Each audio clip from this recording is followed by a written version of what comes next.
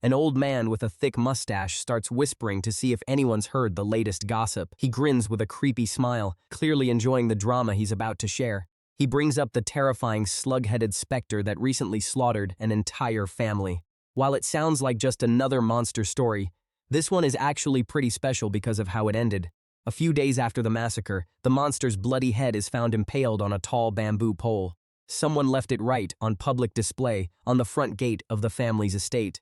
Turns out the one who did this was the sole survivor, a 10-year-old boy named Ise, who rumors say isn't even human.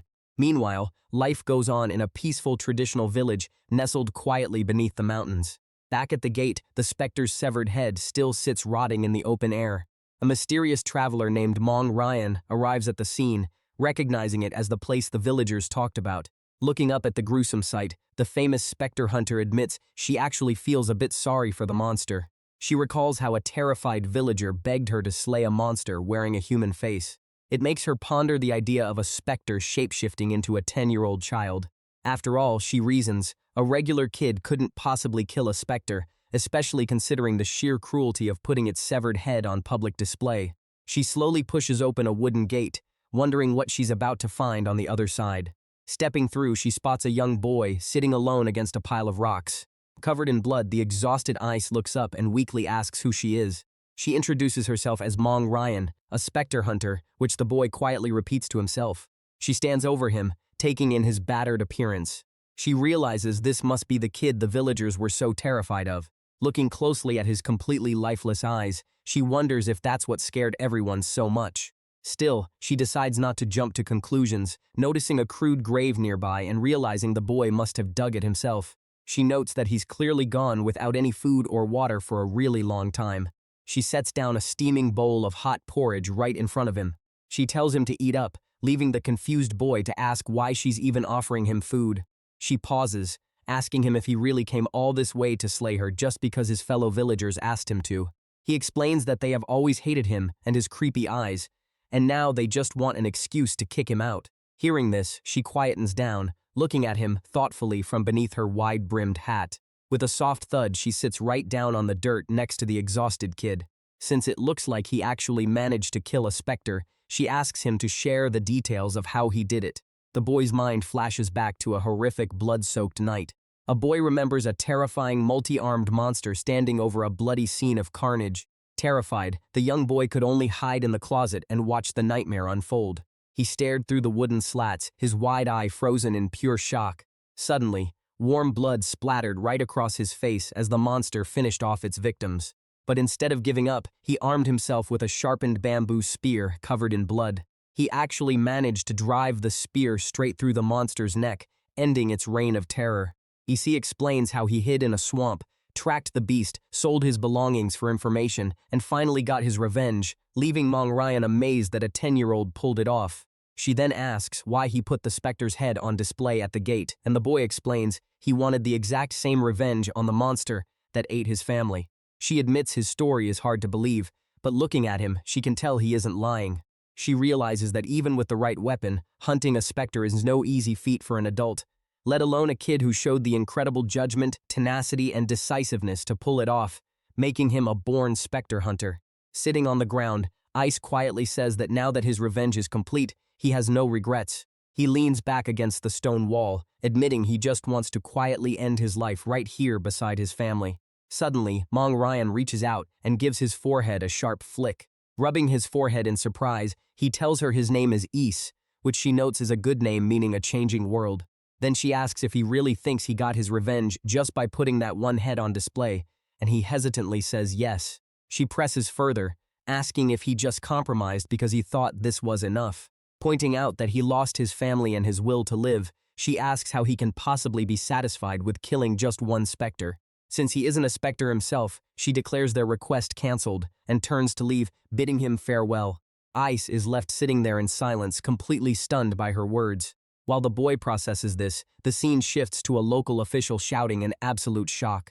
The official demands to know why she won't eliminate the monster, but Mong-Ryeon firmly replies that no matter how they look at him, that boy is human. The desperate official offers to pay more, but she just wants to know why they all hate the little boy so much. He snaps back, claiming the kid has creepy monster eyes and will definitely bring ruin to their entire village. Hearing this, she bluntly tells him that the villagers actually seem like the real monsters here, leaving him completely speechless. She warns them that harboring such grudges will only attract specters, but since they keep arguing, she realizes they won't listen to reason. Suddenly, she reaches up and pulls off her hat, revealing a sharp horn growing right out of her head. The villagers gasp in absolute terror as she coldly warns them never to lay a hand on the boy again.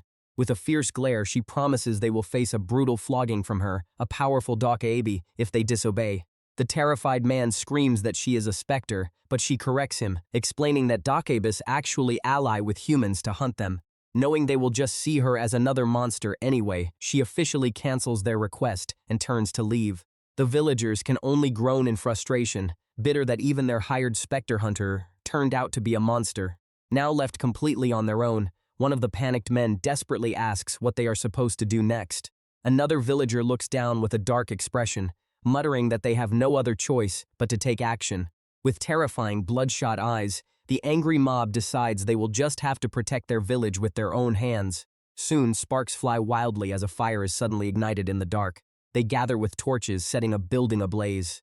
One of them laughs maniacally, shouting that they should have burned down the monster's home from the very start to force him out. Is desperately cries out, trying to stop them as the flames consume everything. The leader of the mob grins with wide, crazed eyes, screaming for the monster to burn to ashes. A terrifying, dark eye suddenly glares through the smoke and flames. The villagers keep chanting for it to burn, their torches now glowing with an eerie purple fire. Suddenly, a massive, multi-eyed monster manifests from the purple flames, roaring to burn it all down. Looking up in absolute shock, Ice realizes that the creature before him is a specter. He stands frozen as the monster prepares to fire a devastating blast of dark energy. The powerful blast hits East directly, sending him flying backward through the air. He crashes hard onto the ground, groaning in pain as he struggles to stay conscious. Looking up, he watches in horror as his family's graves are engulfed in eerie purple flames. He struggles to stand up, his white robes already stained with blood. Suddenly, he spots another terrifying specter looming right over him. He realizes they didn't just take his family, but they're even ruining his chance to die peacefully by their side. The specters just laugh maniacally at his despair, their red eyes glowing in the dark. Even though he thought he had already lost everything, Issei swings his weapon and strikes down the monster. But as more of them surround him, he wonders if there's still even more left for him to lose. Just then, Mong-Ryeon appears and asks if he really thinks displaying one head is enough for revenge. The boy doesn't answer, but his hand grips his wooden tool even tighter. She keeps pressing him, asking if he just compromised, right as another specter lunges at his face. The monsters grab him, whispering that since he's lost his family and his will to live, he shouldn't be satisfied with killing just one of them. Suddenly, an axe plunges deep into a giant monster's eye as purple flames erupt around it. Standing in the purple fire, the boy realizes what his revenge actually means. He vows that his quest won't stop until every single specter is completely wiped out. Just as he collapses, a mysterious figure steps in and catches his hand. The newcomer stands tall on the bloody battlefield, holding the exhausted boy. Nearby, the giant monster's eye twitches with the axe still embedded deep inside it. Mong-Ryeon holds the unconscious boy, admitting she's impressed he fought a specter with such a tiny body. Looking up, she coldly calls the hidden onlookers pathetic compared to the brave kid. She explains how bad karma and grudges create demonic energy that attracts specters, warning them that their own actions brought this monster here. Turning back, she points a sharp finger at the beast, telling it to go make atonement to the child's family. With a sudden flash of purple light, it's instantly torn to shreds. Its massive fangs shatter as the rest of its body completely disintegrates. Moments earlier, a giant grotesque specter looms over the unconscious Is, roaring with absolute fury. She casually remarks that the giant monster's way too loud for its own good.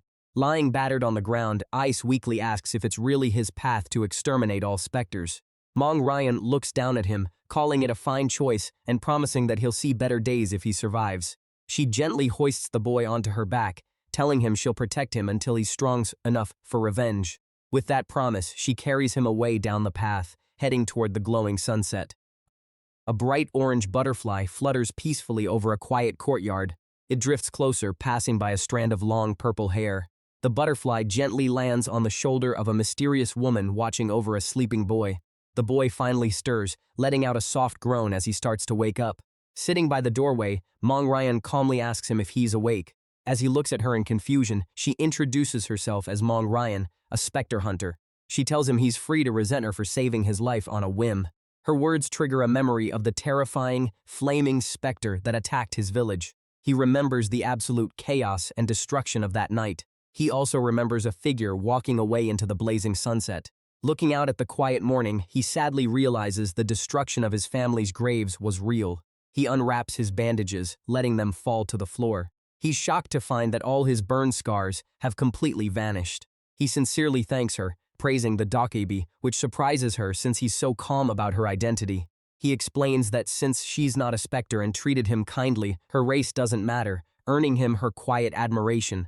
She then asks to confirm his name, and he softly tells her it's Is. She then asks if he has thought about her offer, to which he questions if she means following her to learn exorcism arts, which she confirms by praising his innate talent.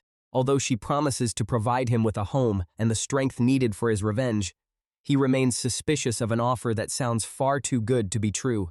Amused by his caution, she smiles and calls him sharp, warning him that he had better prepare himself if he truly intends to come along. That's because they're going to the Dokebi realm, a harsh place filled with demonic energy that's incredibly tough on normal humans. On top of that, she takes on a terrifying form and warns him that her training is so brutal that every single day will feel like absolute hell. Hearing the word hell, the young boy just stares back, processing what she just said. But instead of backing down, he says he actually likes the sound of that, since a brutal path is the only way he'll ever be strong enough to wipe out the specters. With absolute determination in his eyes, he looks up at Mong-Ryeon and promises to follow her. Seeing his firm resolve, she drops her scary act and tells him to eat up. She points out that he needs to recover his strength first before they can go anywhere. So he reaches out and takes the warm bowl of soup. As she heads out, she looks back with a smile and tells him to make sure he finishes all of it this time. Left alone, he sits wrapped in his blanket and quietly eats his meal. Having already agreed to tag along, the young boy quietly nods to himself in determination. Together, they travel deep into the misty, jagged mountains where the heavy air presses down on them. As they walk, Ice mentions how creepy it's getting, but Mong-Ryeon explains it's just the demonic energy and warns him to stay inside the taboo rope. She stops her tattered boots on the wooden bridge and announces that they've finally arrived. Looking up at a massive wooden gate, she tells him that this is the Ghost Guardian Temple, the entrance to the Dokebi realm. A weathered sign hanging above warns that this is a forbidden land, and any humans who enter must turn back. This warning makes Ice hesitate, asking if it's really okay for a human to enter, but she just teases him, asking if he's getting scared. He quickly clarifies that he's actually just worried about causing trouble for her, which makes her smile and call him a pretty strange kid. Reassuring him, she places her pale, clawed hand on the gate and says no one here would dare question the chief. He repeats her title in surprise, not realizing just how important she actually is. Then the heavy wooden doors slowly creak open, bathing him in a bright, warm light. He stands frozen at the top of the stairs, completely awestruck by the breathtaking, vibrant valley of the Dokebi realm, stretching out below. Staring out in awe, he mutters that this place feels like an entirely different world, prompting his guide to proudly ask if he finds it beautiful. He gazes down at the bustling streets below, wondering if every single resident in the distance is indeed one of her kind. However, as they approach the entrance of the Ghost Guardian Temple, the locals are far from welcoming, immediately whispering about how a scrawny human dared to set foot on their sacred grounds. A couple of horned guards glare down at him with pure suspicion. Seeing the tension, Mong-Ryeon steps up and commands everyone's attention, loudly announcing that this human kid is named Is and will be training under her to learn exorcism arts. She projects her voice across the entire valley, telling them that he's their new family now and they'd better treat him warmly. The crowd listens to her booming voice, their initial hostility instantly melting away. One of the locals smiles and says that if the chief herself brought him in, then it's perfectly fine by them, welcoming their new family member with open arms. Is is completely amazed that everyone just accepted him after a single word from Mong-Ryeon, realizing she might be way more powerful and respected than he ever imagined. With the introductions out of the way, she smiles and says that's enough of an initiation, telling him it's time to move on to the absolute most important part of specter hunting. Instead of some intense training ground, she brings him to a massive table piled high with an absolute mountain of food. She even orders the horned chef to keep it coming and focus on bringing out more meat, which the chef happily agrees to do. Ice sits there completely baffled, asking her what all this food is for since he doesn't see how stuffing his face has anything to do with hunting specters. But she just places a hand on his head and tells him that when it comes to learning exorcism arts, he's got one major problem. She points out that he is still just a growing child, and a child's primary duty is to eat and sleep as much as possible. She warns him that if he fails to build up his physical strength now, he will deeply regret it once his actual training begins. Accepting her reasoning, the boy quietly nods, acknowledging that he understands her point. He realizes he needs to build a proper body for hunting while he's still growing, so he immediately starts stuffing his face. Just then, someone suddenly calls out to the chief from the doorway. It turns out to be a cheerful, purple-haired girl named Gong-ah, who bursts in carrying a massive bowl of extra meat. Mong-Ryeon praises her but says she has to leave on business, telling Gong-ah to show East to his room and make sure he finishes every single bite. As Gong-ah happily promises she will, Ice can only sweat in terror, feeling like he's trapped in his own personal hell. After the chief leaves, Gong-ah eagerly introduces herself and pats his head, asking how old he is since humans don't have horns, and he replies that he's 10. She completely loses her mind at this, screaming that he's way more mature than her, even though she's 22, which honestly just confuses him. Seeing her dramatic reaction, an elderly dokebi woman explains that humans age twice as fast as they do, meaning Gong-ah is technically only a year older than him. But Gong-ah doesn't care about the math and proudly declares herself his big sister, while the older woman smiles at her excitement. The older woman tells her to take good care of her new little brother, and Gong-ah happily agrees while Is just sits there in silence. As they talk, he just stares back with those intense, lifeless eyes, completely silent. As he groans from the discomfort, his energetic new sister just laughs, assuring him that his young body will digest it all in no time.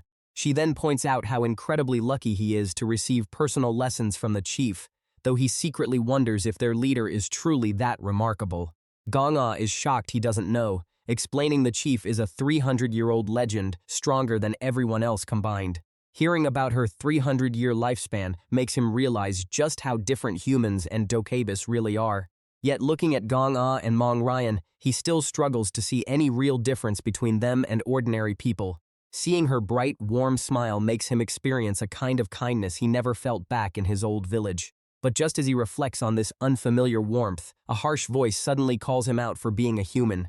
A group of hostile dokebis corners them, angry that a human dared enter their realm and get private lessons from their busy chief. Gong-ah immediately recognizes the troublemakers as a notorious local crew, realizing they are in for some serious trouble. The leader glares down with a menacing wide grin, but Is meets his gaze with a cold, unbothered look. It looks like these guys are going to find out exactly what kind of human they are dealing with. The sun begins to set over the mountains, casting a warm glow across the temple grounds. Suddenly, Gong-ah rushes in and angrily demands to know what on earth they think they're doing. Behind them, young Is stands battered and bruised, barely holding himself upright. She asks if they really think the chief will let this slide, but Gong scoffs, claiming that sparring is completely normal here. Il-Chui chimes in with a smug grin, explaining they're just putting the human in his place so he doesn't get himself killed by a specter, though he adds that the kid is too weak for this to even count as a real fight. Gong secretly fumes, wondering why the chief would personally bring such a weakling here and teach him exorcism arts instead of someone like him. Hearing this, Ice looks up in confusion, realizing for the first time that this brutal beating was supposed to be a friendly spar. He softly apologizes, admitting he genuinely thought they were just bullying him. He explains that since he's a guest, he figured he should just endure it and feels bad for ruining their training session.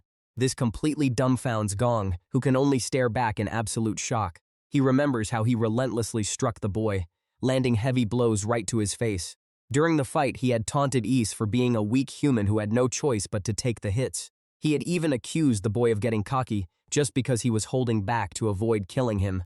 But even as he beat the kid to a pulp, Gong recalls feeling absolutely no satisfaction from the one-sided beatdown.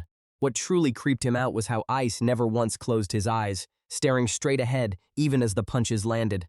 Infuriated by this unsettling gaze, he snaps, but the boy calmly points out that his attacks have a predictable pattern. This completely catches him off guard, while Gong-ah and the other onlookers watch the fight in absolute shock. Is lunges forward with incredible speed, his eyes wide and glowing with fury. The two clash in a blinding flash, their fists colliding as they trade blows. Ise's fist stops just inches from Gong's face, completely halting his opponent's momentum. Gong groans and falls backward onto the ground, completely defeated by the young human. Bleeding from his mouth, Ice mutters that the fight was too short, regretting that he didn't eat properly like the chief advised. He then walks over to Gong, addressing him by his full name, Gong Il-Chui, and asks him not to hold back next time even if he looks weak. Looking down with a serious expression, Ise warns him that a specter won't show any mercy in a real fight. He extends a hand to help his opponent up, suggesting they spar again sometime.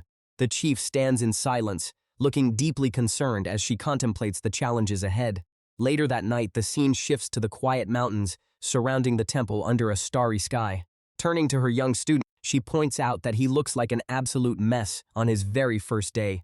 She asks if Il-Chui's gang picked on him, but he tries to brush it off as a simple spar, though she doesn't buy it for a second and tells him to get over there so she can heal him. She begins using her glowing green magic to soothe and heal his battered body. He recognizes the magic from when his burns were healed, and she tells him that while fighting is normal for kids, he should come find her if things get out of hand. When she asks if he managed to land a hit on Il-Chui, he tells her not to worry because his opponent didn't get touched even once. He adds that he knows he shouldn't cause trouble since he's just a guest staying there, which makes her go completely silent. Suddenly, she grabs him by the head and dangles him in the air, leaving him totally confused. She snaps that she's busy healing an annoying brat's face, making him realize he must have upset her. She reminds him that she introduced him to everyone as family, so he needs to stop acting like a guest. To clear things up, he explains that he didn't just stand there and take a beating because of his status as a guest.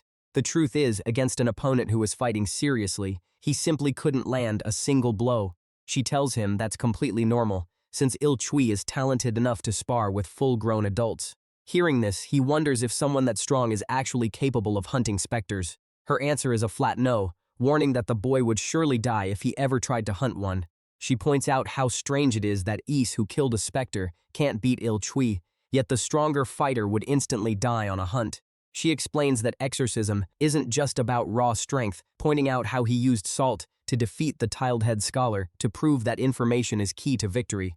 She warns him that while Il-Chui would perish fighting a strong specter without knowledge, Ise himself will die if his luck runs out, since he currently lacks martial prowess. Because of that, she emphasizes that a true exorcist must combine both literary knowledge and martial skills to succeed. With that in mind, she gives him his very first task to begin his training. He immediately throws himself into intense physical training, running laps and doing push-ups until he's completely exhausted. After working out, he sits on the floor of the library, trying his best to focus on reading despite his fatigue. Meanwhile, Gong-ah quietly watches him from behind the bookshelves, looking a bit worried. She points out he's been at this for a week and asks if he's bored, offering to play with him, but he declines, saying he has to finish the chief's task first. He reveals that his task is to read every single book in the massive library, which completely blows her mind since it looks like it'll take decades. She groans that she'd rather die than do that, but he just smiles and says he actually likes reading, so he's doing just fine. She then asks why he's covered in wounds if he's only running and reading, and he explains that he also has to win a sparring match to prove his martial skills. Hearing this, she looks completely caught off guard by the idea of him sparring. Soon after, the reality of that training is laid bare as the boy sits on the tiled floor after another rough beating, looking up at his opponent. Standing over him is Il-Chui, who complains about the kid constantly challenging him to spars he can't even finish. But Ise just points out that it's supposed to be a spar, making Gong-ah realize why he's always covered in wounds. She knows a human can't match a Dakebi's raw strength, but Ise insists he needs mock battles to prepare for real specters. Annoyed by the kid's attitude, the blue-haired Dakebi stomps his foot down, shattering the stone tiles beneath him. He glares with glowing eyes, warning Ise that he'll break his bones if he dares to come back. Seeing the tension rise, Gong-ah quickly steps in to shield the boy and tells the bully to back off. The blue-haired Dakebi scoffs and walks away, muttering about how pathetic it is to hide behind a girl. But instead of backing down, Ise calls out that he won't blame him even if his bones do break. That bold response completely catches the Dakebi off guard, leaving him totally speechless. He can only stare back in disbelief, convinced that this human kid has officially lost his mind. With that thought, he turns around and heads back into the temple courtyard with his friends. But before he can even get away, he hears the boy calling his name once again. Looking back, he sees Ice waving and demanding another round, starting a relentless daily routine of challenges. During one of these sessions, Gong lands a heavy blow on him, demanding to know why he keeps ignoring his warnings when his bones could easily break. Standing over the fallen boy, he points out that Ise hasn't landed a single hit and tells him to just quit because a human can never beat a dakebi. The peaceful temple courtyard stands quiet as the breeze rustles through the green trees. But Ice slowly picks himself up, refusing to let those words stop him. Looking at Issei's face, Gong wonders why the boy's eyes look like they aren't even watching him. Gong glares back with his sharp, glowing orange eyes, clearly frustrated by the lack of fear. It's just so annoying to him as the other onlookers watch them from the gate. Later, Gong takes out his frustration by furiously punching a straw training dummy. He keeps striking it, thinking that Ise shouldn't assume he was just sitting around doing nothing while the human was training. Gong is determined to keep Gong-ah's smiles and the chief's approval all to himself, confident that his superior talent means Issei's fists will never reach him. The seasons slowly change as the green leaves turn to a deep autumn red and begin to fall. Just like that, a whole year passes by. Now the two young rivals stand on opposite sides of a curved arena as a single red leaf falls between them. Suddenly, everyone is completely stunned, especially Gong, who clutches his face in disbelief while Ice looks on in shock. He stares down at his clenched fist, trying to process what just happened. He realizes that his strike actually made clean contact. Both Il-Chui and Ise stare at each other in complete shock, unable to believe what just happened. A bruised Ise stares down at his clenched fist in utter disbelief. While the young human marvels at his success, a flustered Il-Chui quickly makes excuses, claiming he only tripped by mistake. Furious at his own embarrassment, the young Dakabi charges forward with a deadly punch, screaming that he'll kill the human. Ise effortlessly dodges a series of rapid strikes from the frustrated blue-haired fighter.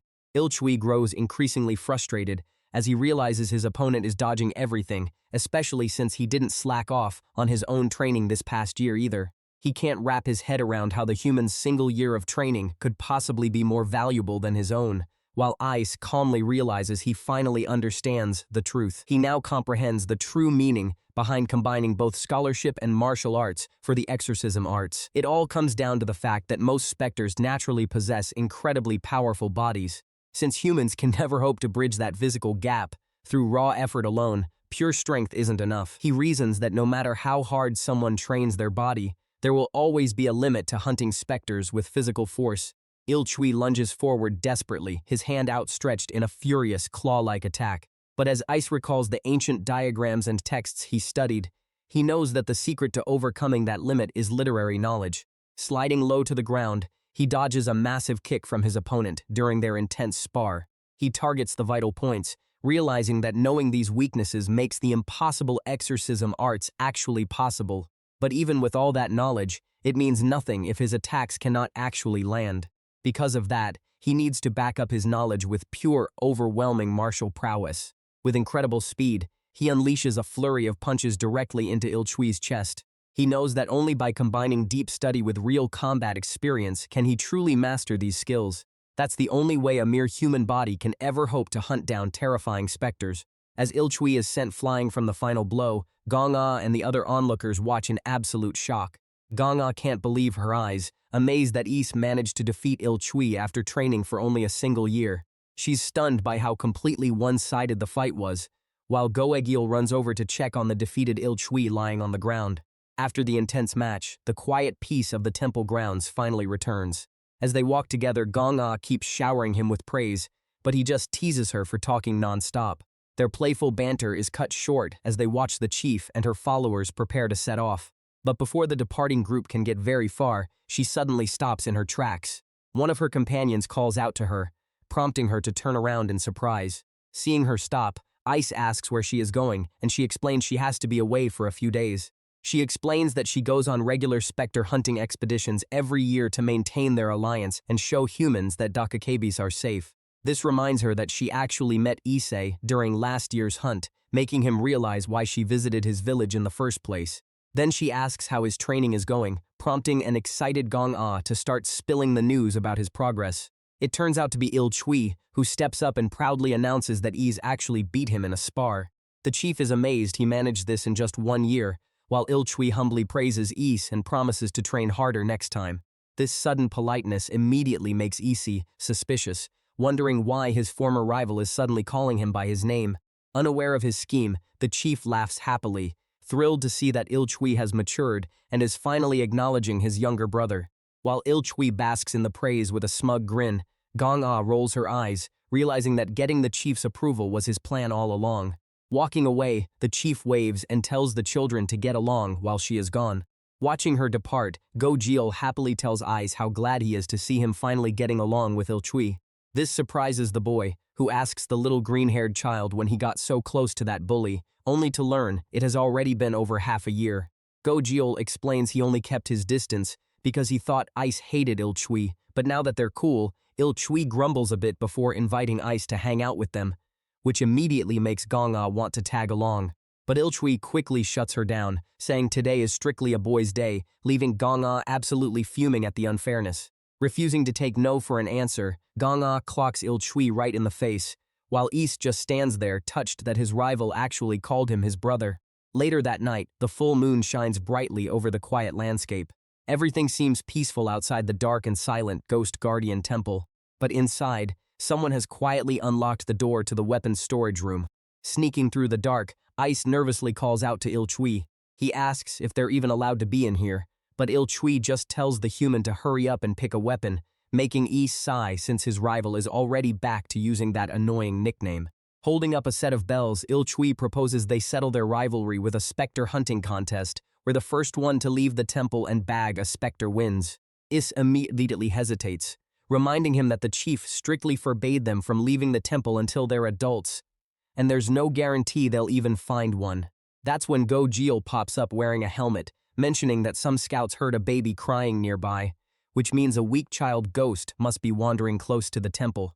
Despite having a target, Ice still looks worried and insists that sneaking out is a terrible idea. He warns the others that it is far too dangerous to assume they are dealing with a mere child ghost, since many deadly specters mimic that exact sound.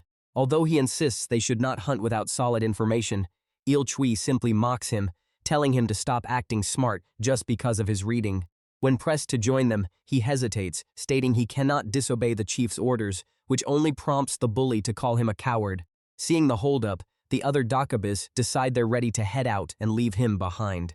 As they walk away, Il-Chui scoffs at how pathetic it is to come all the way to the temple just to chicken out. He remains silent, processing their insults as the scene shifts to the dark forest. Left standing alone, Is just stares after them with a completely blank expression. Out in the woods, Il-Chui drags his heavy mace, bragging about how his hunter blood is boiling and how he's ready to smash some ghosts. He tells his friends that this hunt is their ultimate rite of passage to become true specter hunters before they grow up. But then, he looks back with a smug grin, noticing something trailing behind them. It turns out Is actually followed them, but Go-jeol immediately laughs at him for bringing a tiny hand axe to a ghost hunt. Il-Chui glares back with his glowing eyes, convinced the human is just tagging along because he's absolutely terrified to be left alone. The arrogant Dakabi brags about how he is not scared of specters at all, boasting that he even touched a specter corpse when he was just a child. He is determined to show off his superior exorcism skills to make up for his recent defeat, while the boy silently follows behind, deeply worried about their safety. Recalling his studies, he remembers that a child ghost is merely a minor specter that pesters people with silly demands, meaning his companion should easily handle it. But as he walks deeper into the dark woods, a sudden sense of dread makes his eyes widen in shock. He realizes there's a massive catch to his theory. If they aren't actually dealing with a simple child ghost, they're heading straight into a worst-case scenario.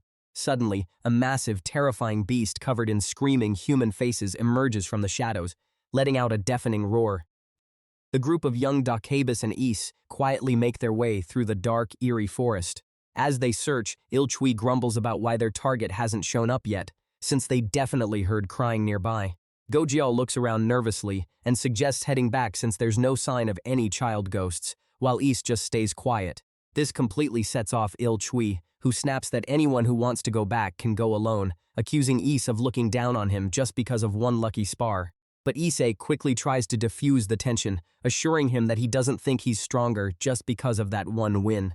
He explains that he only got lucky last time because he caught his opponent completely off guard. He goes on to praise Il-Chui's incredible physical abilities and striking arts, making the blue-haired boy blush with surprise. Hearing this, Il-Chui immediately gets smug, clearing his throat and bragging that Is finally recognizes his greatness. He even offers to let Ice join their sworn brotherhood, defensively asking if he has a problem with him being the big brother. Instead of complaining, Is beams with a warm smile and says he's just happy because he's always wanted an older brother. The sweet reaction completely catches Il-Chui off guard, but before he can process it, a sudden sound startles them both. They freeze in place as a chilling cry echoes through the dark woods. Realizing it's a baby's cry, Il-Chui excitedly declares it's a child ghost and dashes off into the dark, leaving the others scrambling to keep up. He charges ahead, eager to show off to his new little brother, but suddenly freezes in shock. His eyes go wide with terror as he spots something horrifying in the gloom. Panting heavily, Il-Chui asks Is if a child ghost is supposed to look like a baby. Ice confirms it, but sweat pours down his face as he realizes something is terribly wrong. Suddenly, a massive, screaming, monstrous face with hollow eyes appears before them. It turns out the monster has a massive cluster of grinning baby heads with glowing red eyes. The creepy baby face shrieks, revealing its horrific features. The terrifying buildup continues as the creature reveals its true form. Il-Chui screams at everyone to run, realizing this is definitely not a normal child ghost. The monster's heads shoot forward like deadly spears, lunging straight at them. Is blocks the incoming attack with his shield but gets blown back by the force. The horrific heads whip past Il-Chui and his companion, barely missing them. Go-Jeo looks on in absolute terror as the monstrous heads close in. Is coughs up blood as he crashes hard onto the ground.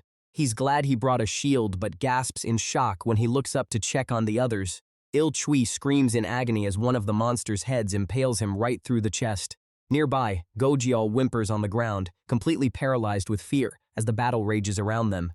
A specter's danger level is determined by its survival rate, with low-level ranks 9 through 7 offering a decent chance of making it out alive. But once it reaches danger level 6, those odds drop off a cliff. A normal apprentice hunter doesn't stand a chance against these mid-level monsters. Their survival rate is a measly 20%, and this is the beast they're facing, the terrifying multi-faced dragon horse. Is realizes they're in deep trouble because this isn't some weak child ghost, but a high-tier nightmare. To make matters worse, that 20% survival rate is for official hunters, meaning a bunch of injured kids like them are basically doomed. He tries to stay calm and think of a way out of this mess. Meanwhile, Il-Chui screams in pain as the monster closes in on him. He cries out that these specters are way creepier and more disgusting than anything he's ever heard of. He screams in agony, clutching his bleeding shoulder after losing his arm in the chaos. He blames himself for the disaster, weeping because he was the one who suggested the hunt, while Go-Jeo coughs up blood. Looking at his sobbing friend, he panics, realizing Go-Jeo is bleeding heavily from a stomach wound and won't survive without immediate treatment. Tears stream down his face as he despairs, wondering how they can possibly escape the specter while carrying an injured friend. Suddenly, a cold voice cuts through the panic, suggesting that their best option is to leave Go-Jeo behind and run. Is stands calmly with his shield, staring back at his terrified, bleeding companions. Il-Chui stares up at him in utter shock, unable to believe that Isi would actually suggest such a heartless thing. But Is remains completely logical, pointing out that Go-Jeol's wound is fatal and he'll die before they can even reach the temple. While Il-Chui screams at him in anger, Is calmly asks why the multi-faced dragon horse hasn't attacked them again yet. He explains that according to the Spectre Encyclopedia, this monster loves feeding on negative emotions and is waiting for them to make a choice. A massive, terrifying face looms over them, ready to swallow them whole. It wants to see if they will abandon their friend to save themselves or choose to die here together. Is reasons that the Spectre wants them to abandon Go-Jeo so they will be consumed by guilt, but they have no choice but to play along. He insists it's their only way to survive, leaving Il-Chui crying in silent, bitter frustration. Meanwhile, Go-Jeo cries out in agonizing pain, clutching his stomach and terrified that he's about to die. He can only sob as the terrifying, multi-eyed specter slowly approaches him from the shadows. The horrifying beast peels its face back with a sickening grin, leaving Is completely frozen in terror. But Issei quickly leaps back to dodge the monster's sudden attack. A spiky monster with glowing red marks stands menacingly over a jar in the dark forest. That's when a smoking bomb wrapped in rope lands on the grass right in front of it. It immediately detonates in a massive, blinding flash of golden light. The blast is so intense that Issei has to shield his eyes from the glare. He crouches low to the ground, groaning as the shockwave washes over him. Looking down in despair, he tearfully apologizes to Gojil and vows to hunt down that specter no matter what.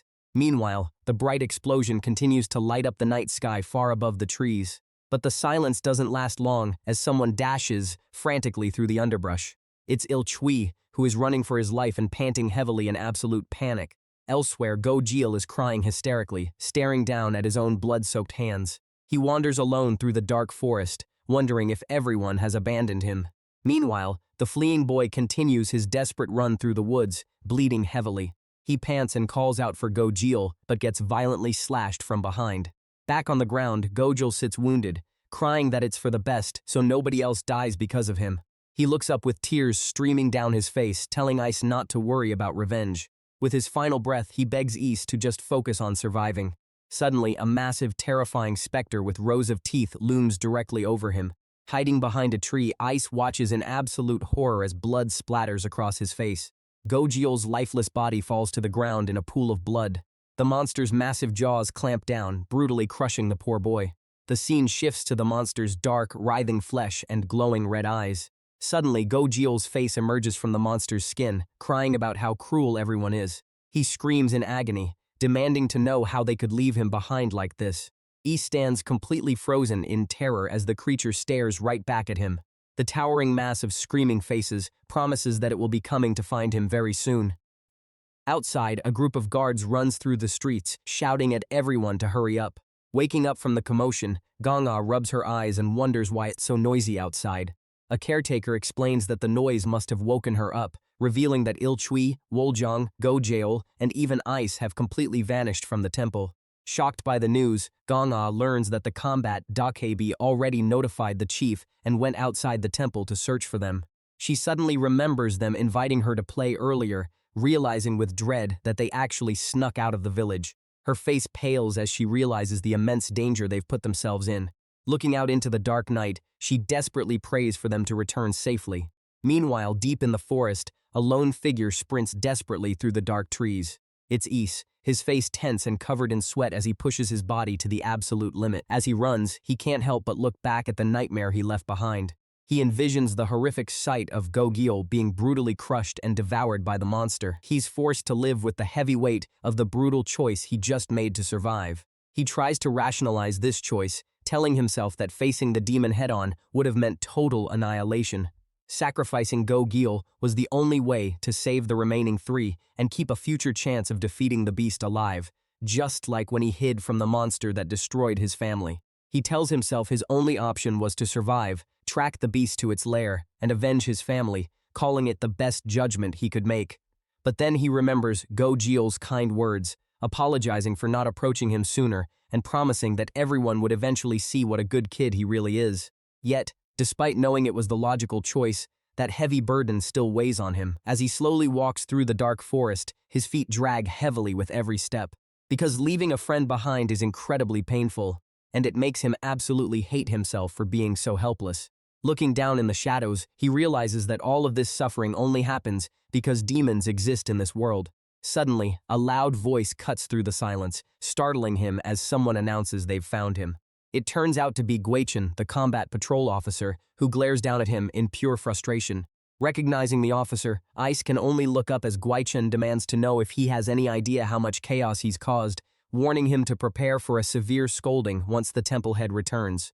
But when the officer asks where the other children are hiding, Ice goes completely silent, unable to bring himself to answer.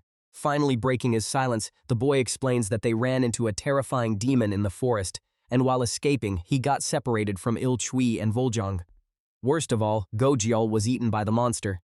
Hearing this, the officer is completely shocked, unable to believe that the young child was actually devoured by a demon. He clenches his fist in pure rage, trembling as the horrific news sinks in. Guichen demands to know where the beast is and what it looks like, so Eyes describes it as a multi-faced monster shaped like a horse. Is urges him to hurry but wonders if Guichen, despite being the patrol officer in charge of exterminating local demons, somehow doesn't know about this specific monster. When Is points out that it's a mid-grade demon and suggests waiting for backup, Guichen confidently tells him not to worry, boasting that he's one of the top 5 strongest dokebi. Ise stays quiet for a moment, sweating as he weighs his options. He decides to go along to help, but Guichin immediately objects, telling him it's way too dangerous for a kid. Ise argues that he knows exactly where they met the demon, and saving the other kids should be their absolute top priority right now. Guichin reluctantly agrees, but makes Ise promise to run away immediately if they actually run into the beast. Meanwhile, deep in the woods, Woljang is biting down hard on a branch, desperately trying to hold back his screams of pain. He clutches his heavily bleeding shoulder, crying out in agony as he struggles to survive his wounds. Nearby, blood splatters across the cold ground where a brutal struggle just took place. As they run, Ilchui asks if they've finally escaped the monster, checking on his companion's bleeding shoulder. Woljang can't help but cry, feeling terrible that they are the only ones who made it out alive. He angrily blames Ise, claiming they could have saved Gaejeol if that human hadn't confused them with his talk.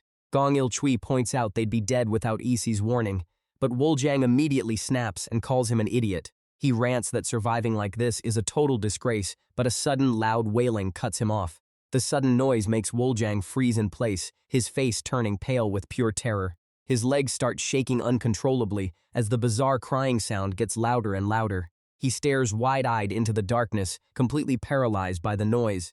Suddenly, a grotesque, brain-headed baby creature floats right down in front of him. Woljang wonders if this creepy thing is just a child ghost, but the creature suddenly lets out a loud howl. Furious and desperate, the injured boy swings his weapon down, cursing the creature for daring to stand against them. He rages that he would have easily beaten the monster if that human bastard hadn't clouded his judgment, vowing to avenge Gaejeol. As he screams his vow to slaughter every last demon, the terrifying multi-faced dragon horse looms silently right behind him. Before he can even react, a brutal strike tears through him, sending blood spraying everywhere. His eyes widen in sheer shock as the devastating force of the blow completely overwhelms him. He collapses face down into a pool of his own blood as a weak voice calls out his name in horror. Standing over his fallen body, the massive demon lets out a cruel, mocking chuckle. Nearby, a hand desperately tightens its grip around the handle of a spiked iron club. It is Ise, who glares at the monster with pure rage, demanding to know how it dared to hurt Woljang. He vows to crush the beast flat with his spiked club to avenge his fallen brothers.